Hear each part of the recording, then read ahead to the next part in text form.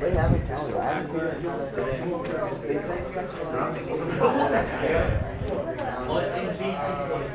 All right, I'll get started. Ahem. I will start now.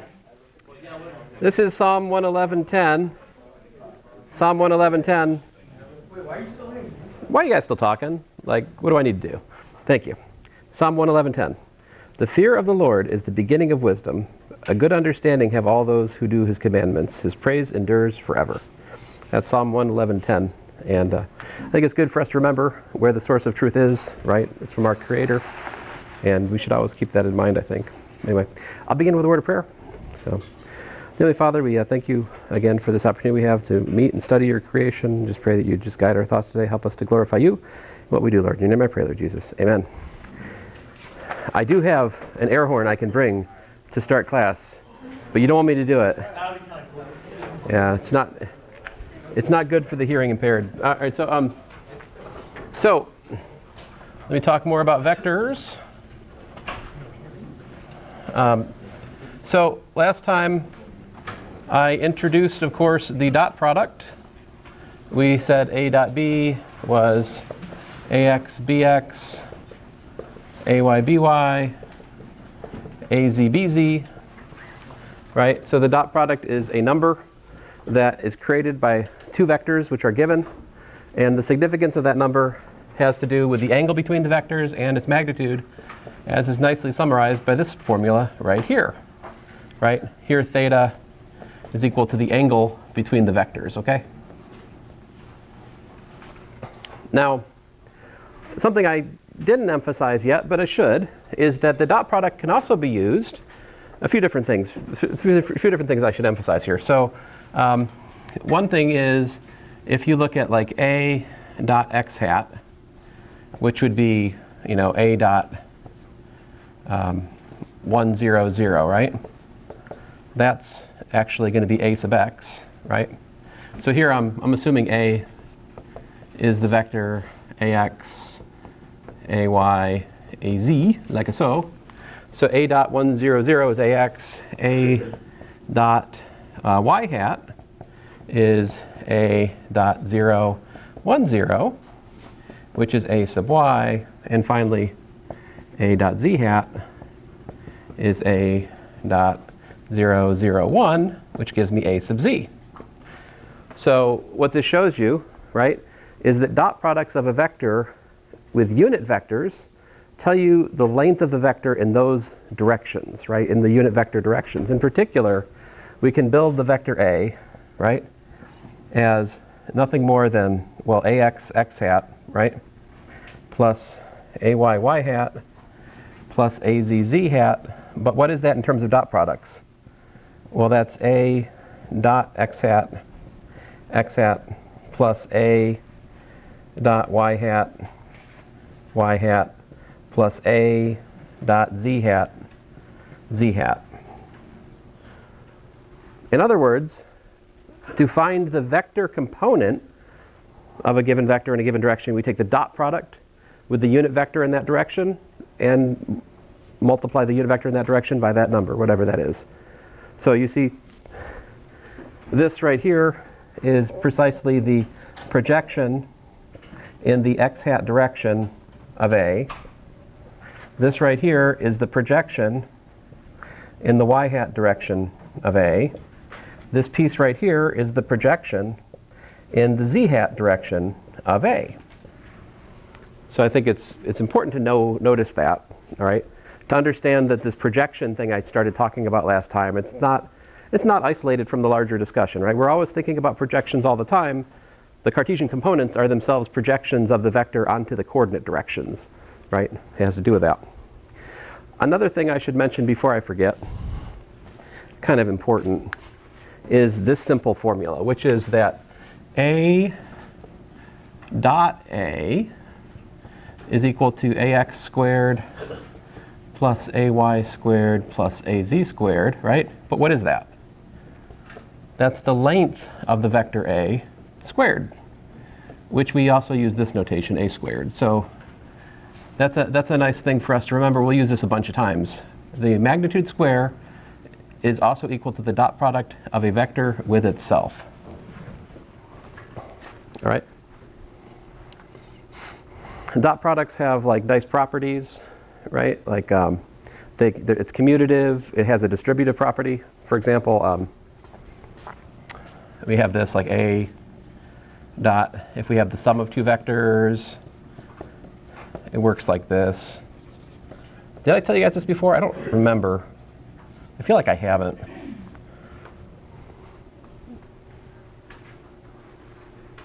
You should make sure you read my notes in addition to class, right? I cover a good bit of it, but there's some things I miss here and there, and reading the notes will fill in the gaps.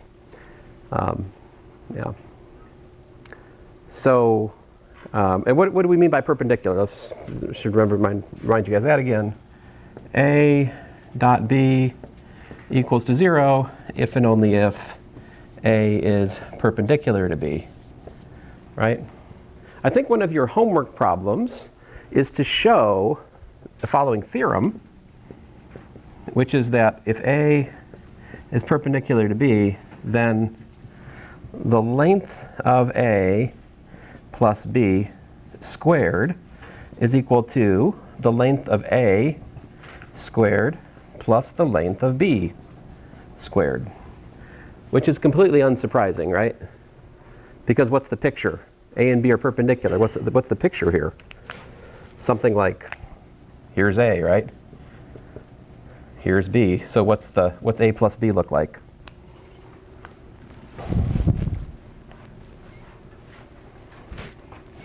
A plus B is this guy, right?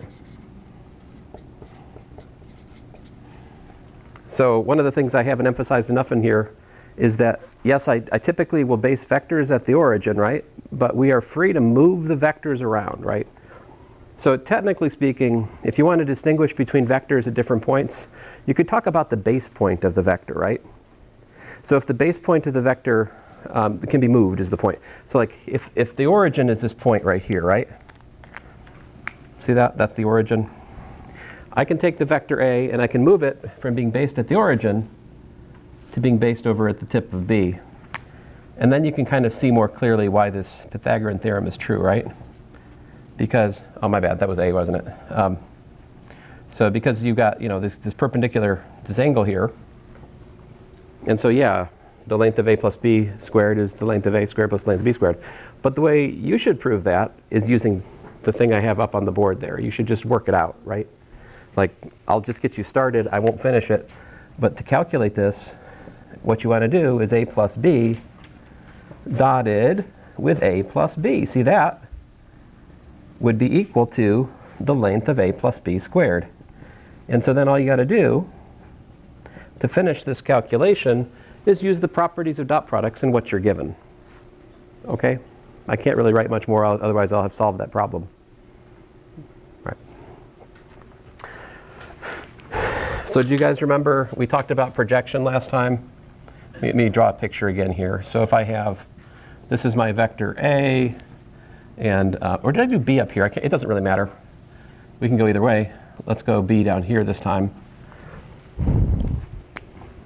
I don't have a reserved position for the A and the B vector with respect to this projection conversation. Like I've chosen one way or the other in the notes, but it's like, it's not written in stone. One has to be the A, the other one has to be the B. So, funny. So anyway, the shadow of A onto B we call the projection of A onto B. And so let me draw it here in red.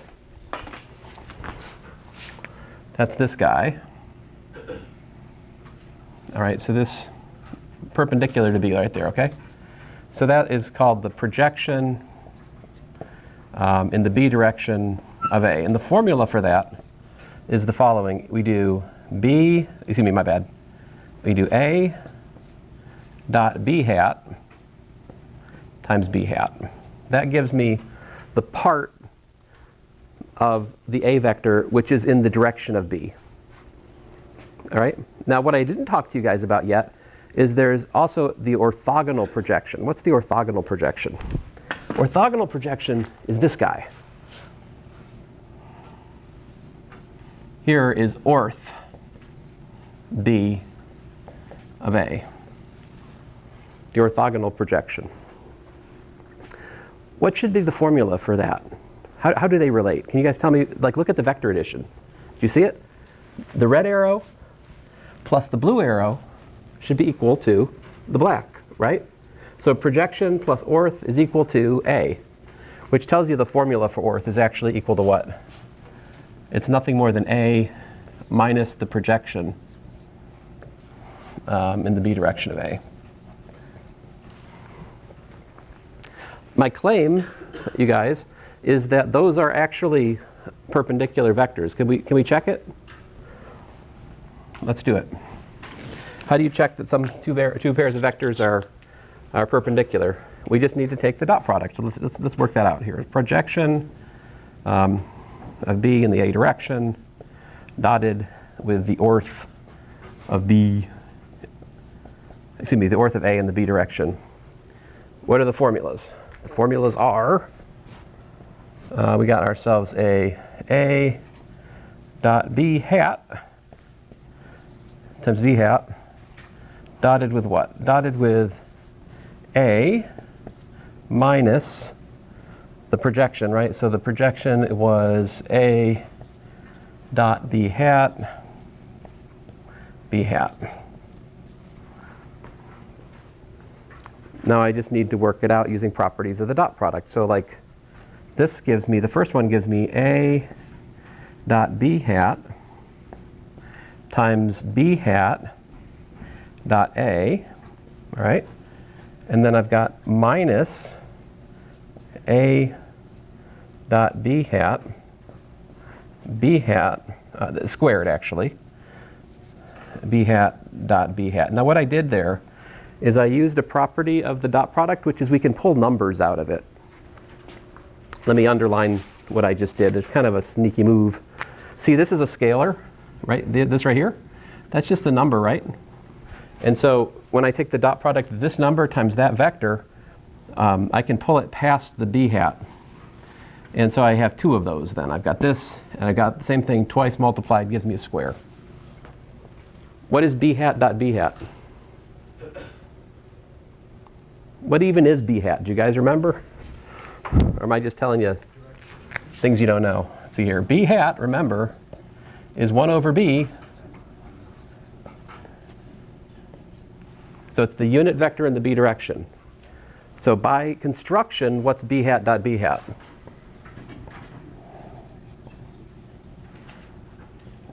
It is,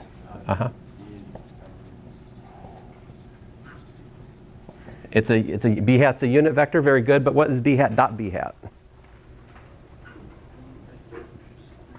What is the dot product of any vector with itself equal to? It's equal to the length of the vector squared.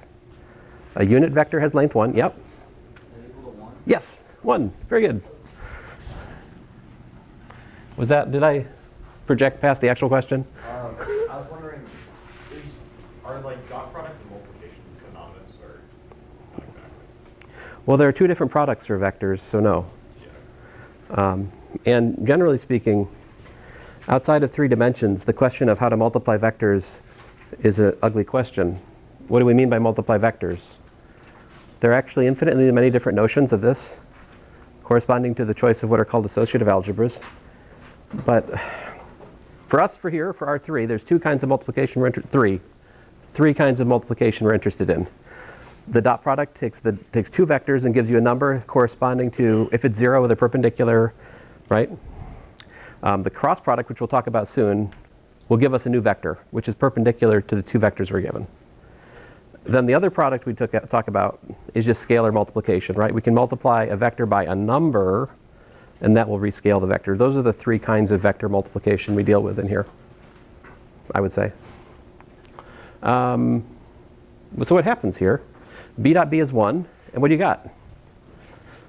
Look, this is the same thing. These are exactly the same. This is 1, and so this is 0. All right? So in fact, yes, the orthogonal part is perpendicular to the projection. We're breaking the vector into 2 pieces, like so. Move on here.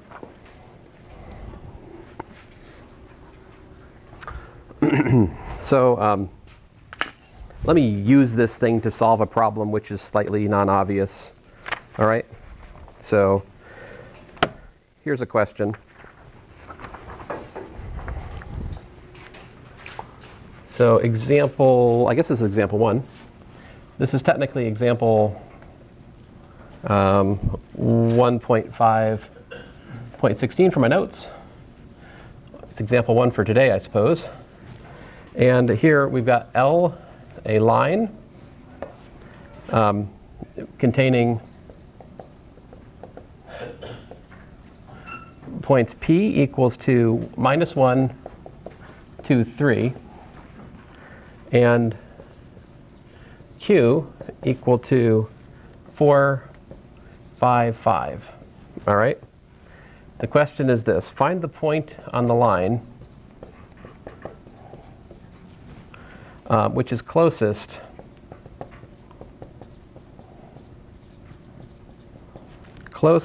to R, which I'm going to give you as the point 777.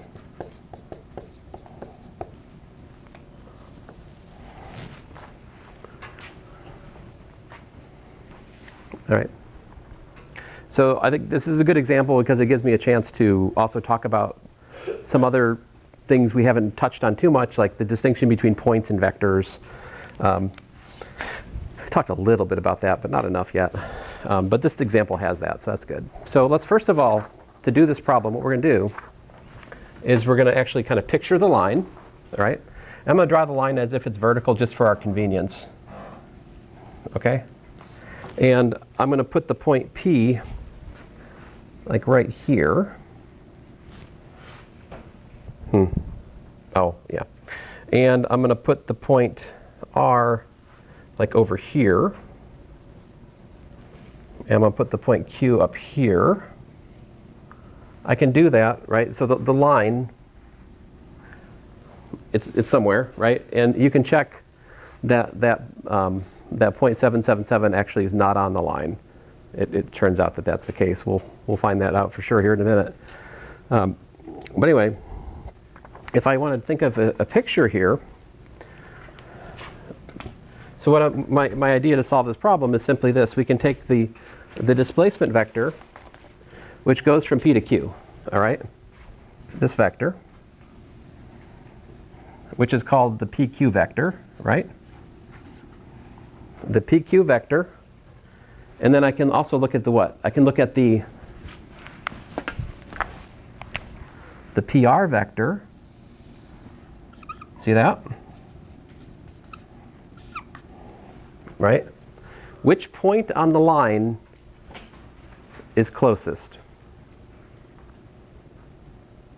Yeah, you're like, you can see it, right? I mean, it's going to be this, right? And what is that, though? It's the projection, right? So let me just be more specific here. What's this right here? This is what we want, right? We need to figure that out. What's that? Right? If I want to think about this little vector right here, that is, let me give these things some names. Let me make the names correspond to my previous formulas. I'm going to let this be A, and I'll let this be my B. Right? So if we can calculate the projection into the B direction of A, that won't give me the point, but it will give me the vector that I need to add to the point P to get to the closest point, right? It'll give me the little displacement vector to get from here up to that closest point that I'm interested in. That's what this is going to be. So let's calculate it. All right, so fun fact, a formula for the projection is actually this: A dot B over B dot B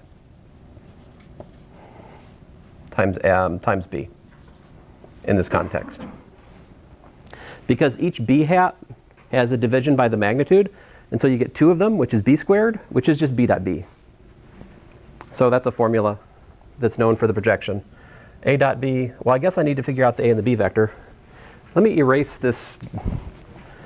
By the way, the thing I'm about to erase is the logic for why that's the closest point, right? If you chose any other point, you'd be further away. because you'd be adding in more distance. Well, anyway, I haven't really proved that. I'm just arguing by geometric intuition that that's the closest point. And this is physics, so geometric intuition is allowed. All right, so so what is A and B here? A is PQ, right? And that is you're gonna calculate that from Q minus P. So we take the point Q minus the point P. That gives us the displacement vector that goes from P to Q. P being the base point, Q being the terminal point. So Q minus P gives me, looks like 5 what? 532. All right, and my B vector, which would be PR, which is actually R minus P, right? And that would be what here? Looks like 8, 5, 4. Is there a question? Did I do something wrong?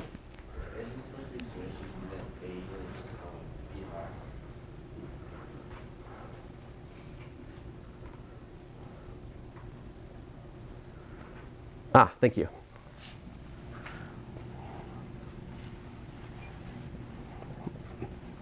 Many thanks. Thank you, thank you, thank you. All right, so now that we've done that, what is A dot B? A dot B is 5 times 8, which is 40, plus 15, 2 times 4 plus 8. And what's B dot B? 25, 5 times 5 plus 3 times 3 plus 2 times 2. B dot B is 25 plus 9 is 34, 38, I believe. And then there's the B here. All right. Let me cheat and look at my notes here for a second. That works out to 8.289, 4.974, 3.316. All right. Now, that is not the closest point, right? What that is the vector, which if we go from the point P and add this vector, that gets us to the closest point, right? So what is the closest point? Closest point is equal to P plus this vector right here, all right? Which I'm going to approximate just for the sake of fitting it here, if you guys don't mind. And so if I add the vector P, the point P, and add that vector to it, I get 7 point, oh my bad. Yeah, 7.289, 6.974, 6.316. All right, there we go. That right there is the closest point. If you wanted to find the distance of that point to the line, what would you do? How would you find what's this distance right here? You could, of course, what could you do? You could just calculate R minus that point and calculate the length of that vector. That would be the distance between those 2 points, right? If you go back and look at the distance formula I started the class with, what was I doing? What is the formula for the distance from P to Q now? If you think about it, what's the distance from P to Q? It is the square root of the PQ vector dotted with the PQ vector. Truth be told, that's what it is. If you go back and look at the formula, that's what I wrote in terms of our current notation. So in other words, to calculate the distance between points, we simply find the displacement vector and calculate its length. So there's one other idea left in the dot product section, and I'm going to I'm going to go real light on it. I've got about 4 or 5 examples in the notes which have some interesting calculations. I'd like you to read those, all right? But the remaining thing I have to tell you about dot products just has to do with like a thought experiment. You're in 2 dimensions, right? You've got a vector. How do you find the vectors which are perpendicular to that one vector? So like example 2, I'll keep it really simple here. So my vector v is like a comma b. How do I find a vector w which is perpendicular? Is there a question? Because if there's not a question, there should not be talking in here. If you had a question for me, that's fine. If you want to talk to your neighbor, don't do it here. All right? Because I have enough voices in my head, I don't need others. Questions are always welcome. Talking to neighbors, not welcome. So w is perpendicular to v. What does that mean? What do we want then? Right? Yeah. Dot product of w with v is 0. Okay, great. So I need something, right? Something here to dot with ab and to give me 0. So what should I do? Do you guys have any ideas? Like we could work it out, right? We could put variables in there like x and y and do the algebra, but let's be lazier than that. Just guess it. Like here's a, right? I mean, here's vector v, right? You know what you want, right? You want this vector, or maybe you want this vector, right? So what is this? This guy, it's your, what's that? Negative b a, maybe? Check it out. If you take the dot, if we put that up in here, it works, doesn't it? Because we get minus b times a, which is minus ba, plus a times b, a minus ab plus ab, 0, right? And the other one, this guy down here, is what? B minus a. See? It's just the negation of the blue one. And so if you want, and how many answers are there? How many perpendicular vectors are there to a given vector v? There's an infinite amount, that's right. How many unit vectors perpendicular to a given vector v?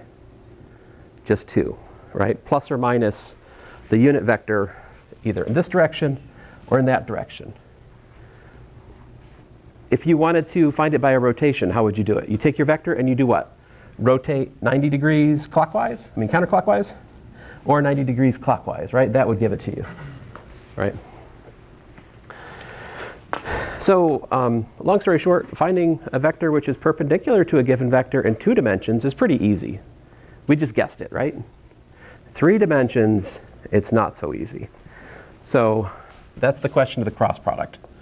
Here's the fundamental question that the cross product answers. Given 2 vectors, let's say a and b, in 3 dimensions, right? Find another vector c such that, you know, a is perpendicular to c and b is perpendicular to c. That is the question that the cross product seeks to answer. Yep. I don't know for sure if this is math. Is that R3? It's like 3 dimensions? Yeah, R3. Like 3. So there's an x, there's a y, and there's a z. So now, of course, that's a mathematical idealization, right? Like there is such a thing as physical 3-dimensional space. And like our fundamental idea is that we can make a one-to-one correspondence between physical 3-dimensional space and the mathematical model of R3. So there's like something very philosophical there, but in practice, we've always been immersed in it, right? And even you guys have admitted to playing Minecraft, so we can even do it on the computer, right? So, so if this is my vector A, right? And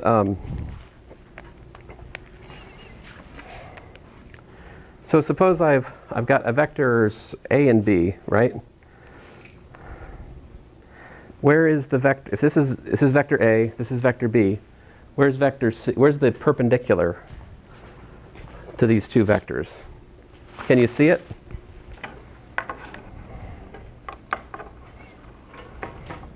Thank you for the assist.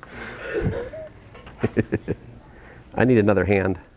My wife says that one of the proofs against evolution is that moms don't have 3 or 4 hands, because they definitely would be useful. I would settle for 2. Settle for 2. You've been waiting for that. Yeah, that's very good. Excellent. Well played. So if this is vector A, this is vector B, you can see it, I think, that there is one direction. I'm sorry, I brought one direction into this. We've almost forgotten about them. It's good. So there's one direction which is perpendicular to both, right? You can see it, except it's not true, right? Because there's also this down here, isn't there? So this is where the right-hand rule comes into play.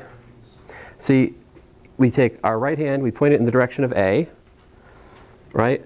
And then we cross our right hand into the direction of B. Then my thumb points in the direction of the cross product, which in this case would be like this. A cross B goes that way. Now, we still haven't really fixed the question though, see, because I said there's 2 directions. But that's not even true, right? Because this vector is perpendicular to A and B, but so is this one, and so is that one, right? The length doesn't change the perpendicularity. If a vector is perpendicular to another one, so is 3 times it, 4 times it, minus 17 times it, whatever. So how do we define the cross product? We define the cross product of A and B to be the unique vector which is perpendicular to both A and B, direction given by the right-hand rule, whose magnitude is equal to the area of the parallelogram spanned by A and B. That's how it's defined. So we use the area of the parallelogram like this. If this is A and this is B and this angle here is theta, if you draw this parallelogram here like so, this area right here, that is going to be the magnitude of the cross product. We construct the cross product to make it happen. This is by construction. This is part of the reason the formula for the cross product is given as it is. What is the formula for the cross product? Well, I'm glad you asked. Here it is. A cross B is equal to A2B3 minus A3B2, A3B1 minus A1B3, A1B2 minus A2B1. Or better yet, you can write this as the sum over I, J, and K of the Levi-Civita symbol, epsilon I, J, K, A sub I, B sub J, X hat sub K. What I wrote on the rightmost part of the board is the most efficient and elegant way of writing the formula for the cross product.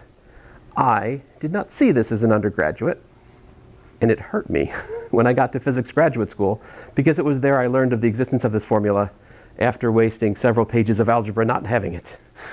But this formula is wonderful. This epsilon thing here, let me explain to you what it is. Epsilon 1, 2, 3 equals epsilon 2, 3, 1 equals epsilon 3, 1, 2 equals 1, whereas epsilon 3, 2, 1 equals epsilon 2, 1, 3 equals epsilon 1, 3, 2 equals to minus 1. All other possibilities for epsilon are 0. So what this does is it captures the pattern for the 6 non-zero terms which form the cross product. There's a pattern here that's very simple. All right? What's the pattern? Let's talk about it. It's really more about what it's not, right? There's no 1 here. There's no 2 here. There's no 3 here. Right? So the first component of the cross product depends on the second and the third components of the vectors being crossed.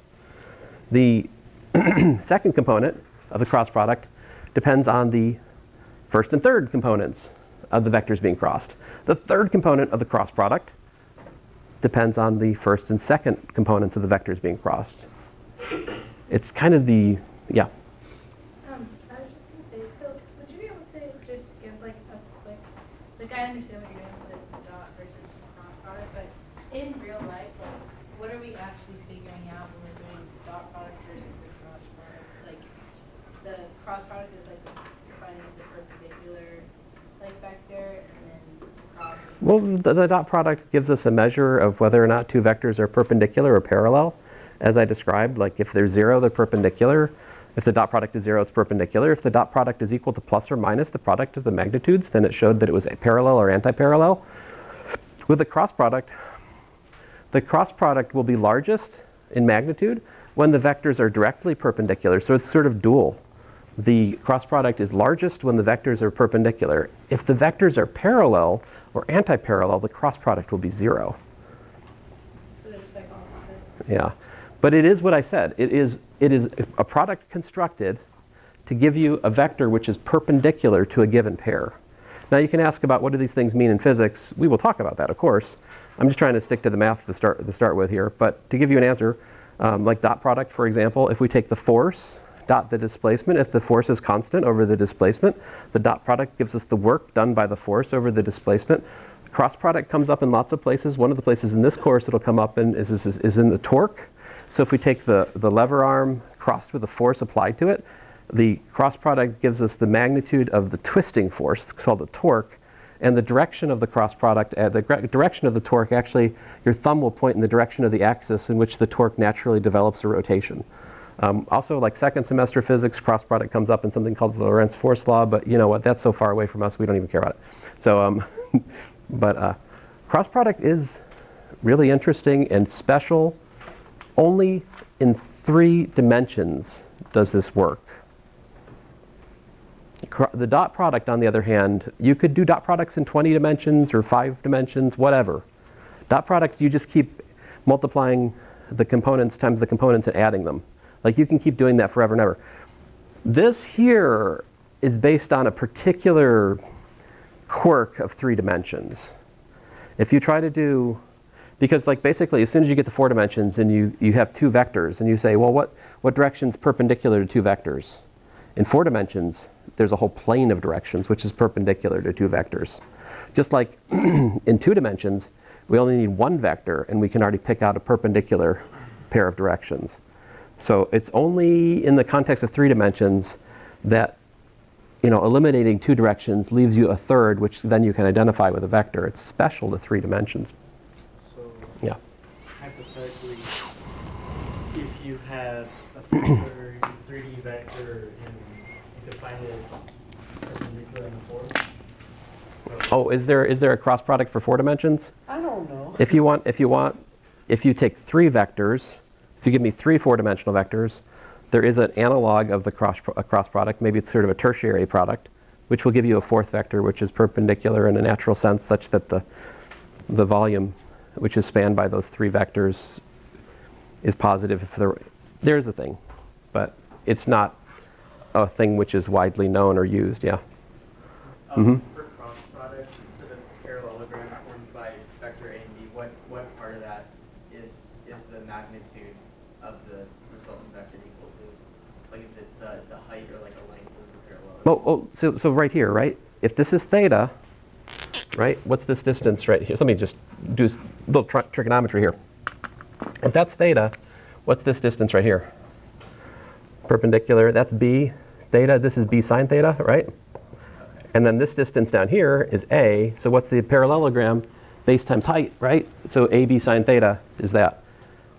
Now, does that prove that the magnitude of this cross product is equal to ab sine theta? No, it does not. That just proves that my picture has a and b and the angle related to give you the parallelogram. The reason that this magnitude of this is equal to that is by no means obvious. It's a hard algebra problem. It's like at least a page of work. All right, it's in my notes, I think. But yeah, it is by no means obvious that. Let me do some examples, yeah? So as you're doing cross products, there's good news and there's bad news. The good news is that it's easy to check your work. The bad news is you guys never check your work.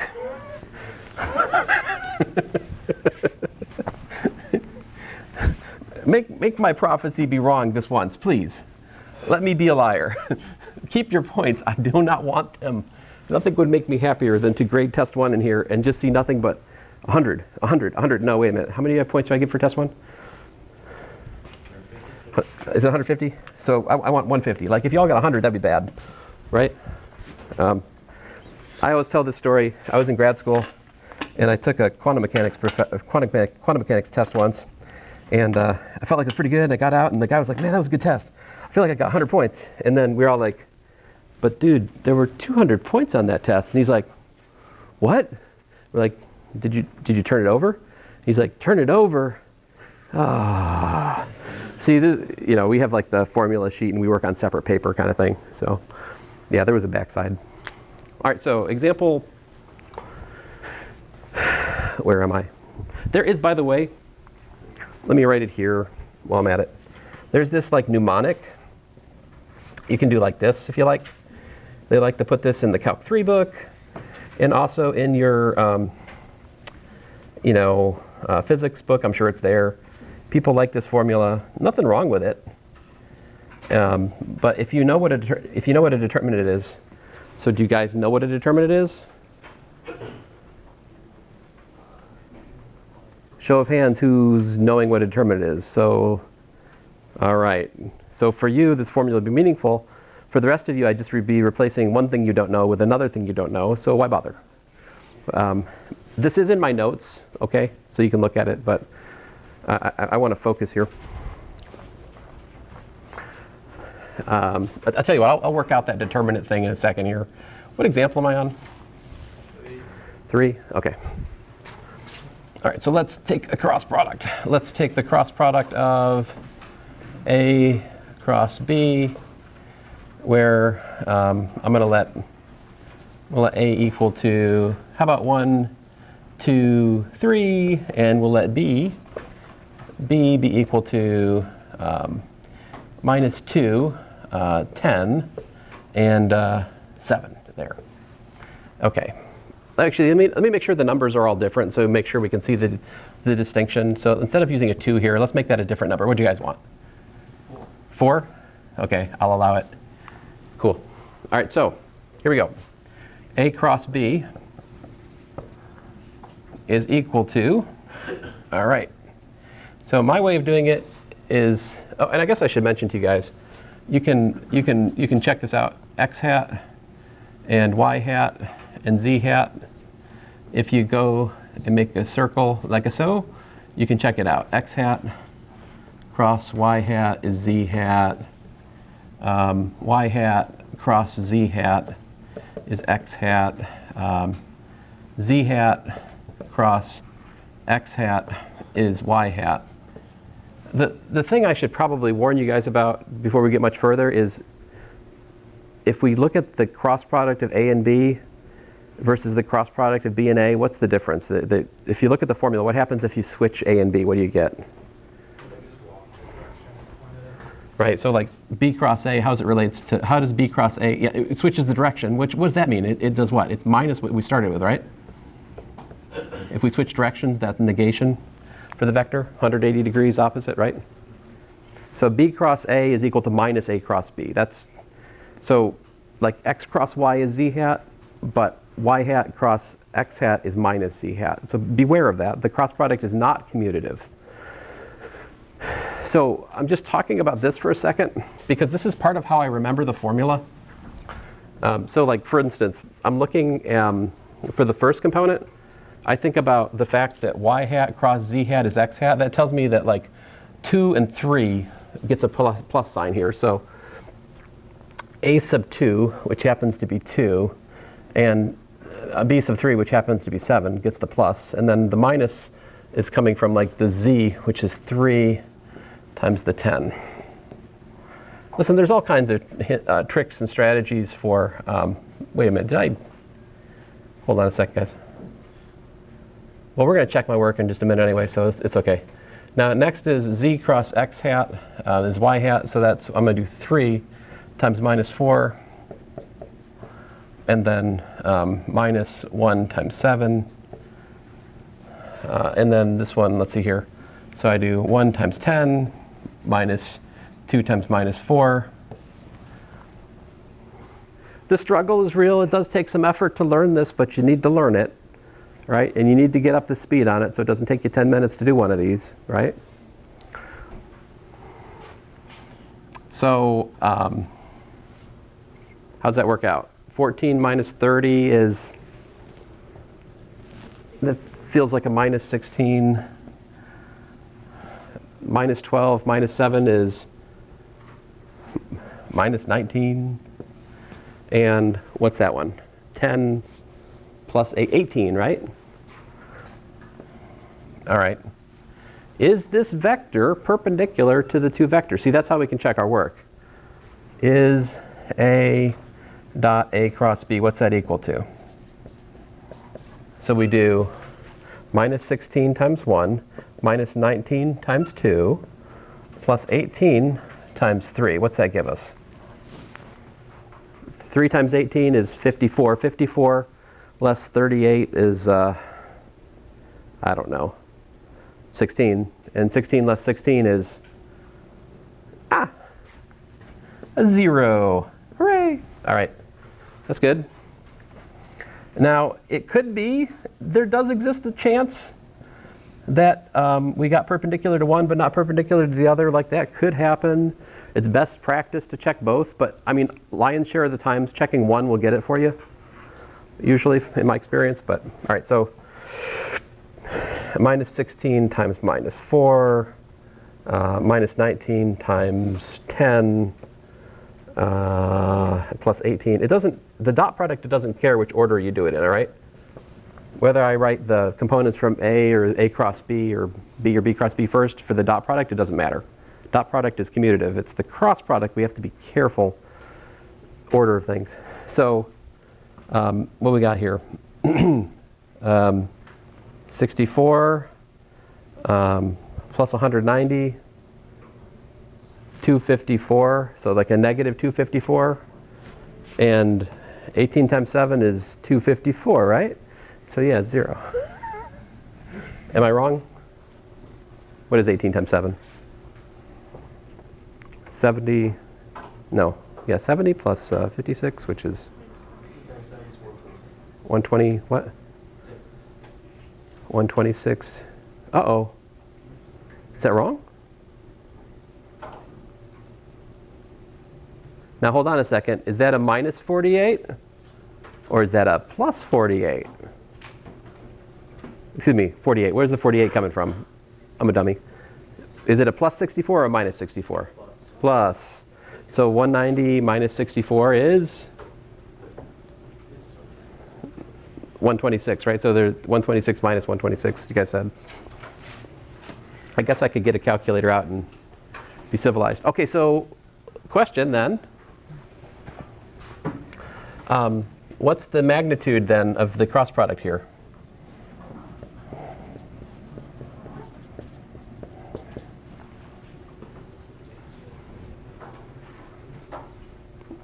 You just do what we did before, right? Square root of 16 squared plus 19 squared plus 18 squared, all right? And that would be the magnitude of the parallelogram with sides A and B, right?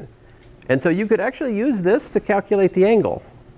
I personally do not recommend using the cross product to calculate angles because cross product is like way more work than dot product, right? Dot product is so much easier to calculate angles. There's one other thing I should mention about the cross product is there's also something called a triple product. So here's the theorem for you. If you've got like, you know, vector, let's say A like this, vector B like this, and then vector C going up like that. So you're talking about like a called a parallel piped. It's kind of like a tilted. It's I would say cube, but it's got flat sides, but it's the edges are A, B, and C. The volume of that is equal to A cross B dot C. Actually, it's not actually the volume. It's plus or minus that. Plus or minus because A cross B. I mean, the volume should be positive, right? So if A cross B is in the same direction as C, you'll get the volume. But if it's the opposite direction, you get minus the volume. But this is called the triple product. And This is another thing we can do with the cross product, and you can draw a picture to understand why that is. All right, but anyway, I think that's it for today. So next time we start finally with calculus, woohoo, and motion. So we'll keep using vectors, but physics begins next time in some sense.